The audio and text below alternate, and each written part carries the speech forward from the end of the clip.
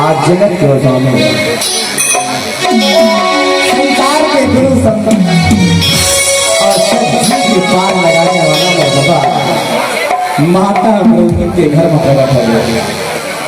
लेकिन आज हम सब लोग मिल करके और श्रद्धा भाव से दोनों हाथ ताली बजाते हुए सम्मान के साथ और उनको सम्मान करना है।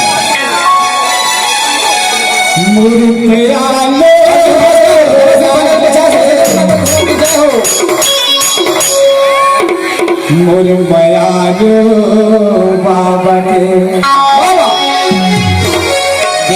निवेदन करता हूँ कि आरती करने वाला बाबा जी के जन्म प्रकट होने के समय है। इनका थोड़ा वीडियो लेके देखना मैं तो सुंदर आरती उठाना